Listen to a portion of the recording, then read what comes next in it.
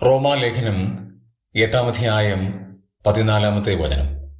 ദൈവാത്മാവ് നടത്തുന്നവർ ഏവരും ദൈവത്തിൻ്റെ മക്കൾ ആകുന്നു.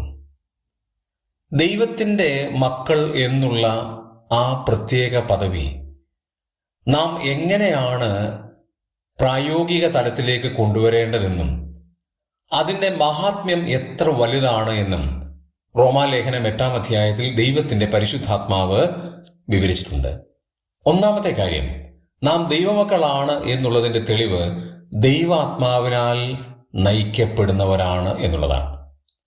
രണ്ടാമത്തെ തെളിവ് 15-ാം വാക്യത്തിൽ നമുക്ക് കാണാൻ കഴിയും. നാം ഭയപ്പെടേണ്ടതിന് ദാസ്യത്വത്തിൻ്റെ ആത്മാവിനെ അല്ല, അബ്ബാ പിതാവേ എന്ന് വിളിക്കുന്ന പുത്രത്വത്തിൻ്റെ ആത്മാവിനെ അത്രേ പ്രാപിച്ചത്. നമുക്ക് ലഭിച്ച ആത്മാവ് പുത്രത്വത്തിൻ്റെ ആത്മാവാണ്, അഡോപ്ഷനാണ്, സൺഷിപ്പാണ്. എത്ര വലിയ ഒരു കാര്യമാണ്. മൂന്നാമത് 16-ാം വാക്യത്തിൽ നമുക്ക് കാണാൻ കഴിയും, നാം ദൈവത്തിൻ്റെ മക്കൾ ആണ് എന്ന് ദൈവത്തിൻ്റെ ആത്മാവ് നമ്മുടെ ആത്മാവോട് സാക്ഷ്യം പറയുകയാണ്. ഓരോ നിമിഷവും നാം ജീവിതത്തിൽ യാത്ര ചെയ്യുമ്പോൾ നീ ഒരു ദൈവത്തിൻ്റെ പൈതലാണ് എന്നുള്ള കാര്യം ദൈവത്തിൻ്റെ ആത്മാവ് നമ്മുടെ ആത്മാവോട് സംവേദിച്ചുകൊണ്ടിരിക്കുകയാണ്. ആകയാൽ ഞാനും നിങ്ങളും ദൈവമക്കളാണ്. ആ അമൂല്യമായ പദവി മനസ്സിലാക്കി ഈ ലോകത്തിൽ നമുക്ക് ജീവിക്കാം.